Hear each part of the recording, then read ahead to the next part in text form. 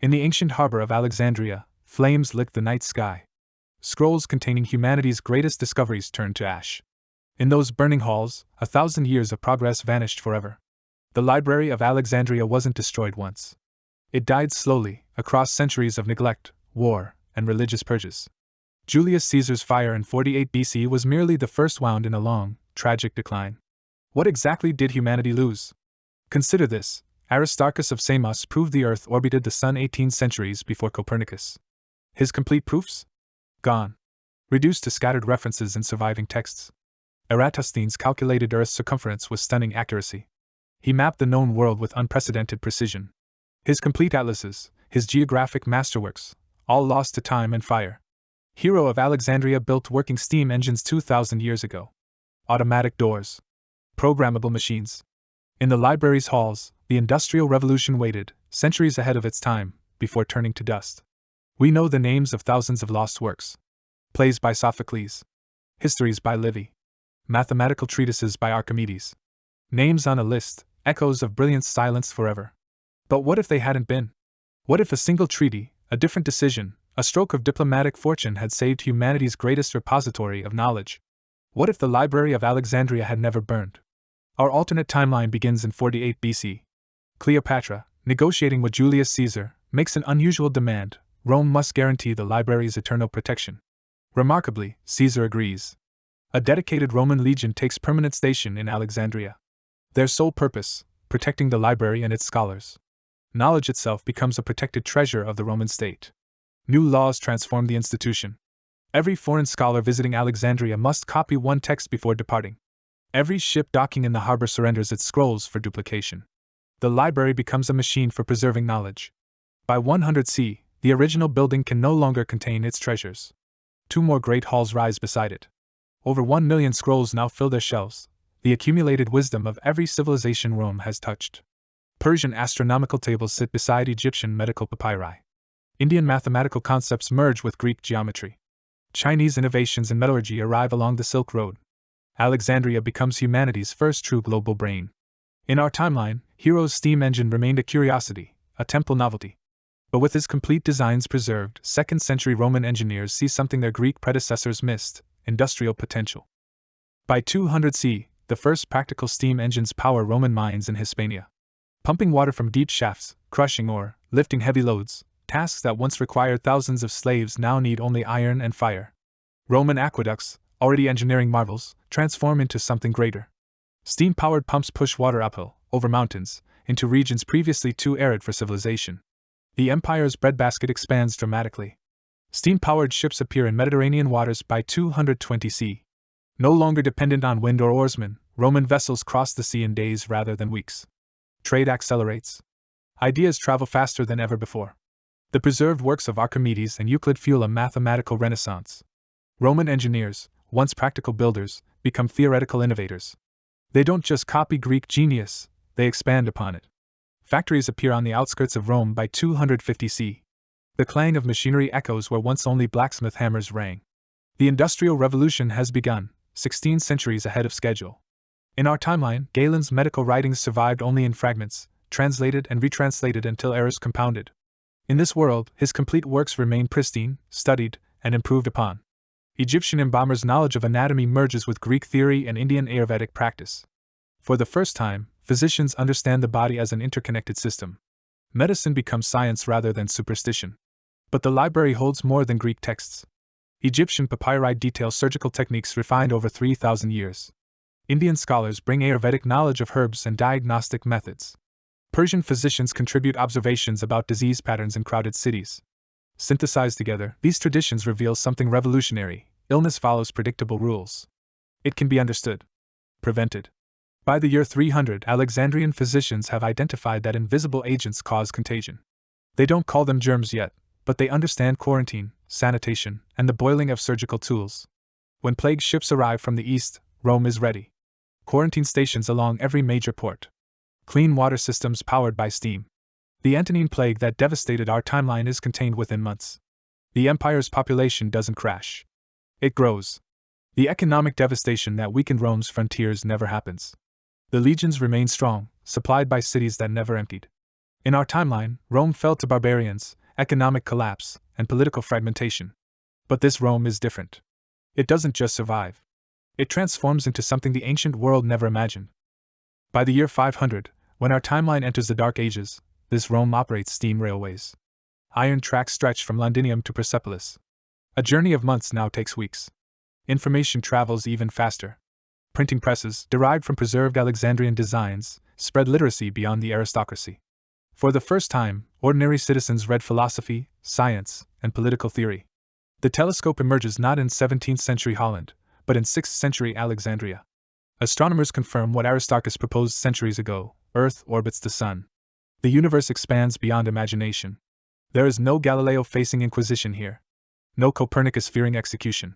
The heliocentric model becomes accepted fact, taught in schools across 3 continents. Science advances without persecution. But Rome itself is changing. Steam power and printing have created new classes: industrialists, engineers, an educated workforce demanding political voice. The Senate can no longer rule alone. Rather than civil war, compromise emerges. Provincial assemblies gain real power. The empire federalizes, becoming something between republic and union. Stability continues through adaptation rather than stagnation. Now this transformed Rome looks outward. Eratosthenes calculated Earth's circumference with remarkable accuracy. His complete maps, preserved in Alexandria, show lands beyond the Western Ocean. In the year 600, when our timeline sees Europe fragmented and illiterate, Roman steam ships depart from Hispania. Their destination, the lands that ancient Phoenician sailors once whispered about. Weeks later they sight land. Not small islands, but a vast continent. The Romans have reached what we call the Americas, 900 years before Columbus would stumble upon them. But this is not Columbus's voyage. These Romans come from a civilization that values knowledge exchange. They carry translators, scholars, and specific instructions from the Senate: learn first, trade second. They encounter the Maya at their height. 2 sophisticated civilizations meet as equals. The Maya possess astronomical knowledge that astounds even Alexandrian scholars. Mathematical concepts flow in both directions. There is no conquest here. No smallpox blankets. Roman medicine has already developed inoculation techniques. The plagues that would destroy 90% of indigenous Americans never happen. Instead, trade networks form. Maize and potatoes transform Mediterranean agriculture. American gold flows east, but so do books, teachers, and engineers.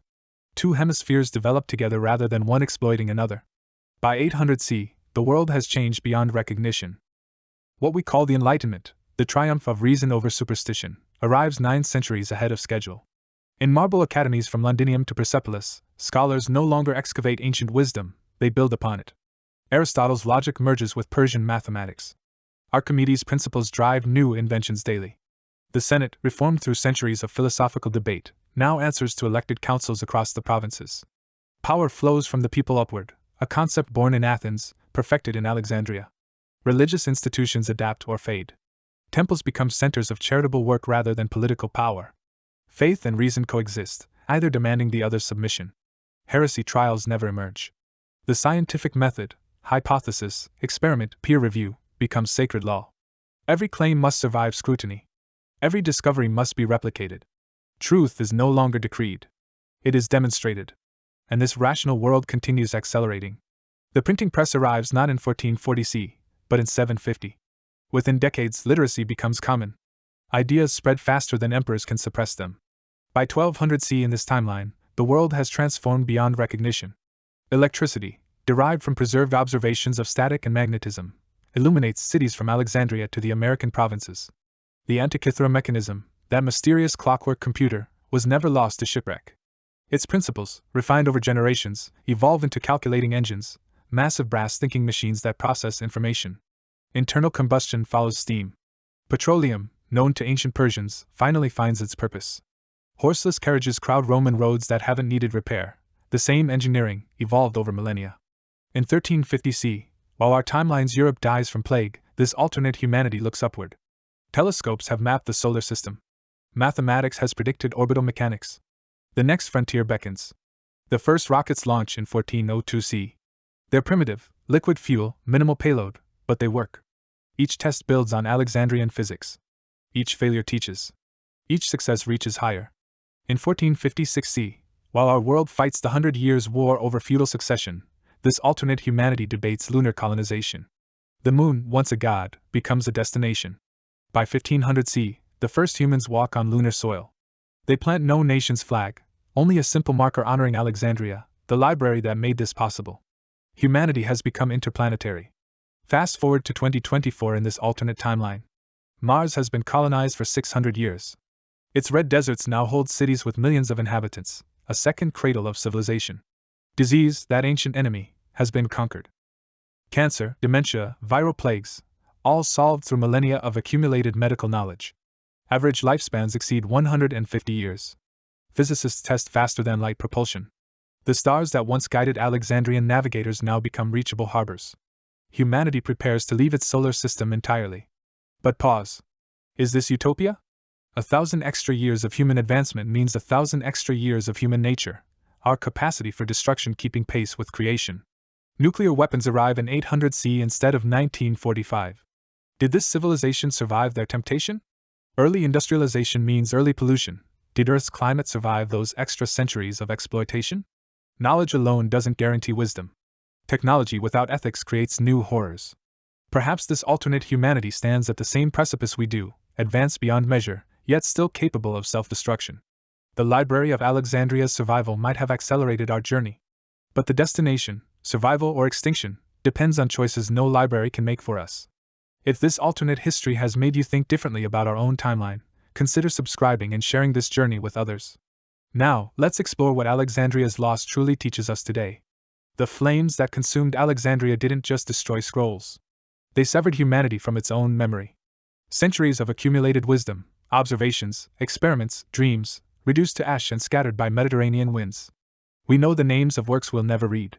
Berossus's Complete History of Babylon. The Lost Books of Livy. Aristarchus's proofs that Earth orbits the Sun, waiting 17 centuries for Copernicus to rediscover. But Alexandria's lesson isn't merely about ancient loss. It's a warning that echoes through every generation. Knowledge, once created, is never truly safe. It must be actively protected. Today, new Alexandrias rise, digital libraries holding humanity's collective knowledge. But new threats emerge alongside them.